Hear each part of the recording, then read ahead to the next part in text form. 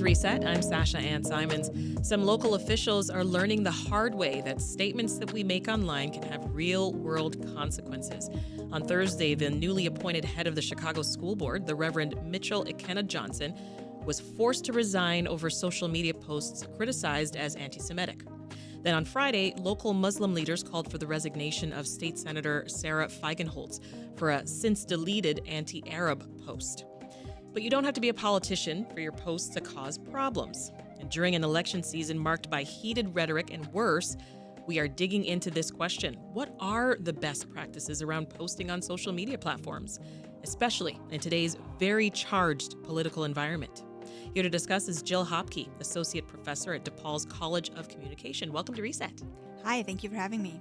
And George Scully, Assistant Clinical Professor of Business Law and Business Ethics at UIC. Great to have you on the show, Professor. Thank you for the invitation. Professor Scully, we'll start with you. And a basic question, if you will. Can you lose your job because of something that you posted on social media? It's very possible that you will lose your job if that posting interferes with your ability to do your job. Certainly, if I made statements in my classroom that offended some of my students, that would interfere with my ability to do my job, which is to convey ideas and information to my students. They have to be listening to me, and they have to believe that I am sensitive to their issues also. So it's interference with your job. Can you do your job with these statements that out there publicly? And sort of on the same note, Professor Hopke, a lot of your students, they hope to be journalists one day. So what are you talking about with them? What are you telling them about the perils of sharing political opinions online? I get that question from students a lot, and students really struggle because they feel really strongly about a whole range of contemporary issues, whether it's the election, the war in Gaza, etc. And I always prompt students to be reflective about what their career goals are. Do they want to work for a mainstream media outlet? We cover the Associated Press. We cover social media policies from other major news outlets. And if that's the kind of job that students and career that students envision for themselves, then I'll tell them, well, you probably don't want to be posting your political opinions on social media, even if it's private, because we see many examples of this. You can't assume that something you post on a supposedly private social media platform won't become public at some point. And so it is a really tricky issue for anyone to navigate, including those that are seeking to launch their careers. Yeah. And I know firsthand why you asked that very specific question. Are you planning on working in a traditional news outlet? Because most of us who work in news, we're not allowed to support candidates on social media or in any public way. But Professor Scully, journalists aren't the only ones told to avoid political postings, right? And you spent 8 years as a state court judge. What was the policy there?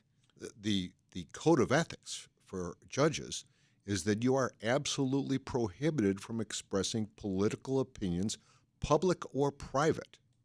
And again, this is directly related to the job. Can a judge be capable of being impartial and perceived as being impartial if those statements of political opinions are out there? So we were required to keep our political opinions to ourselves and to encourage our family members to not make political statements. I couldn't stop my family from making statements, but I had a duty to encourage them to not. And would there be a consequence if they did? Your family? If I violated the code of ethics for judges, there was a risk that I would be brought up on disciplinary charges. We've seen tenured professors disciplined, some fired for online comments about Israel or Gaza. We've seen, lots of protests happening across campuses and across, other organizations where folks are fired for speaking up for their beliefs, sometimes expanding upon those voicing, to just signing petitions or, taking it back online, essentially. Professor Hopke, do you, in your role at the school, do you feel the need to be careful about what you say when you're online? I would say absolutely I do. And for a lot of reasons. I want to encourage my students in the classroom to express their opinions, and I also want to encourage students to be considerate and thoughtful of the perspectives of others. So I think what we can probably do a lot better of on social media is bringing our humanity and being human and being kind and trying to humanize and not dehumanize people who have perspectives that are in disagreement with ours, and respect others, and also try to engage in these conversations in so-called offline spaces as well, rather than defaulting in the heat of the moment. I always encourage people, whether you're my students or anyone, to pause before you post something, to investigate before you repost something. Any of us can fall into inadvertently amplifying misinformation in social media spaces, and just to take a deep breath, to investigate, to look at mainstream media, and if something feels too good to be true, it's possible that it might not be true, especially in our era of so-called AI slop, to just be really careful, read something fully. And so I try to bring those own practices to my own social media Yeah, these are your own well. best practices. Yes. I was going to ask you. Yes. Yeah. So I want to walk through a few more hypothetical workplace examples with you. So we just talked about, for example, college faculty being disciplined for their social media comments. Professor Scully, what about school teachers? What rights do they have? Well, school teachers have their right of, assuming we're talking about a government, state public school. Yeah, CPS, for instance. Then you have the right of free speech, but you do not have the right to use any school resources, including email addresses or that school laptop that you have, to express your political opinions. If your political opinions being expressed in a private media is interfering with your ability to do your job, because you're interfering with your credibility with your students and the parents that you're working for, it relates to your ability to do your job. If you got disciplined, I don't think any principal would discipline you for making those public statements, but the principal might discipline you for not being able to do your job and intentionally doing things that interfere with your job. And I want to sort of pick apart something you said to start that statement. If they were posting these opinions online and they weren't using school resources, right? They weren't using a school laptop. It was maybe from their personal phone. Does that make a difference? Does the free speech sort of still rule? First of all, as an employee, I'm not allowed to use school resources for any personal use, including expressing my own personal opinions.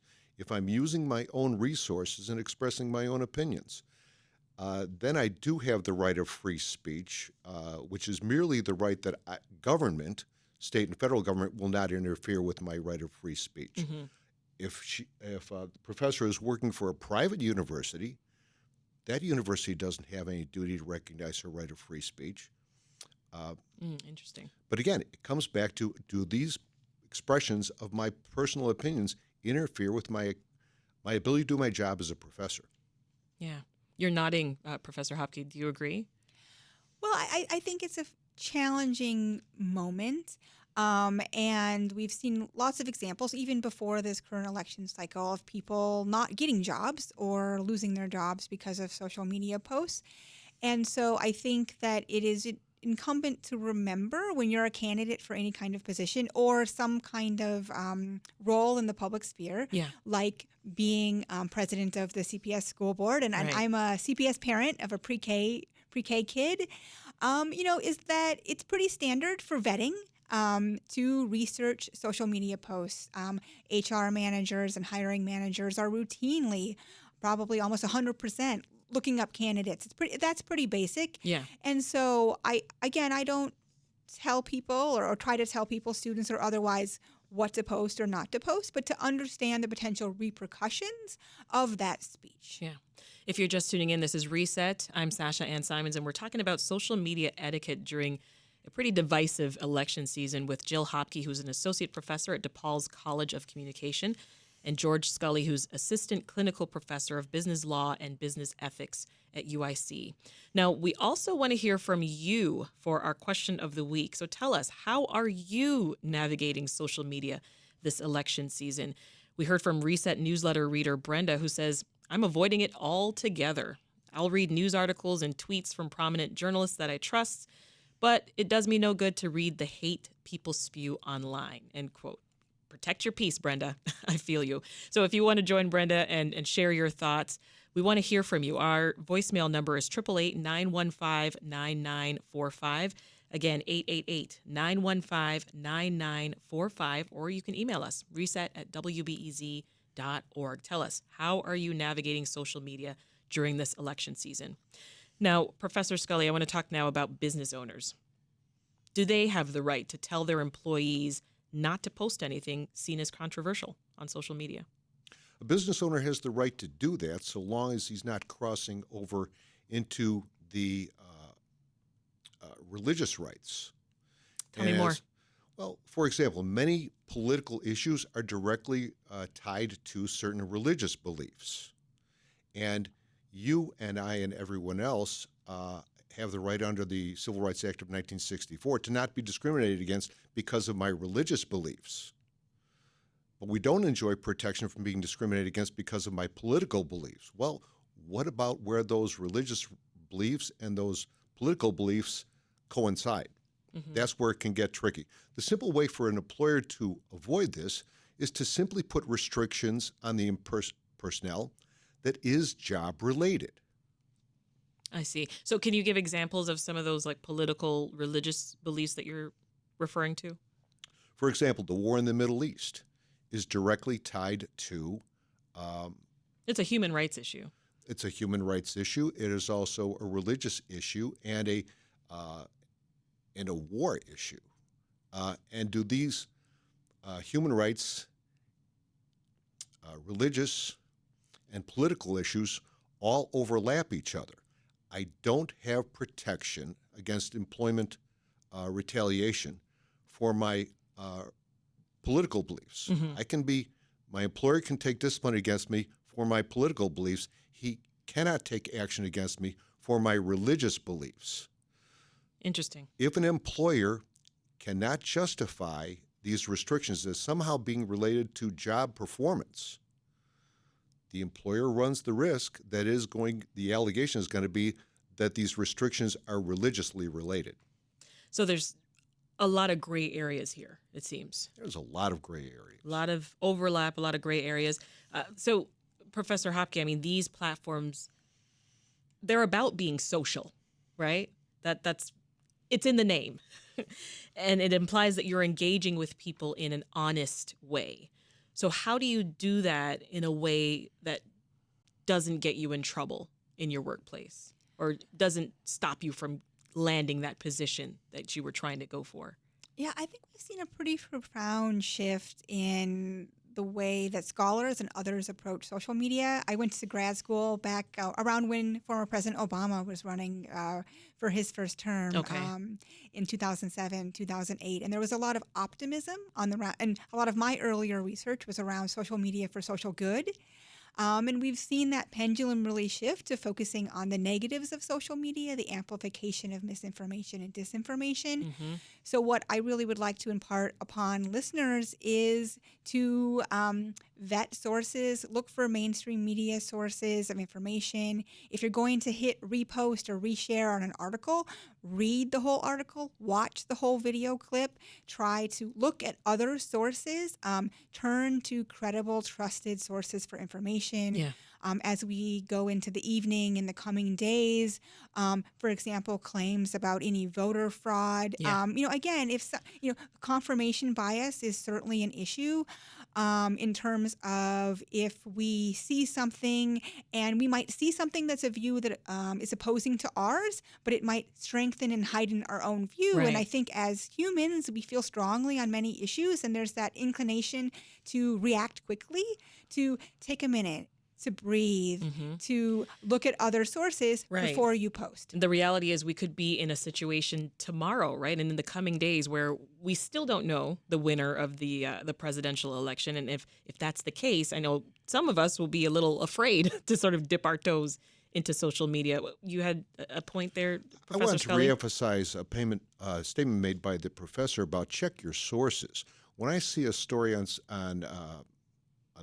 the internet, the first thing I do is I check that source. Do I consider that to be a credible news source?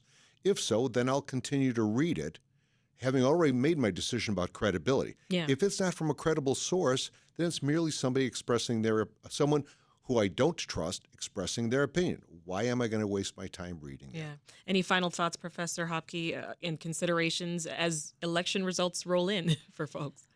Let's be kind to each other. Let's try to talk in offline spaces and find support. And if you need to step away from social media, step away from social media. Take a pause. Do what you need to do to take care of yourself and your mental health.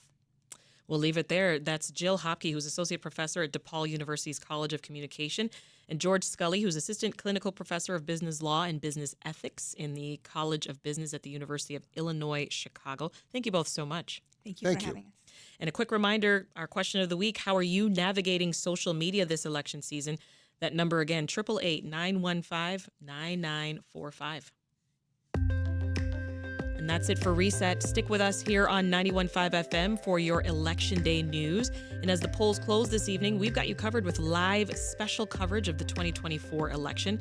From 7 to 9 tonight, join me and WBEZ politics reporter Mariah Woelfel as we bring you up-to-the-minute results from the big local races. Who's going to be Cook County's next state's attorney?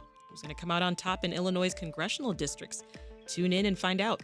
And then, of course, tomorrow on Reset, we will analyze who won, who lost, and for those contests that we're still going to be waiting for, what comes next. I'm Sasha-Ann Simons. Thanks for listening. Have a good one, and I'll talk to you again tonight at 7, right here on WBEZ.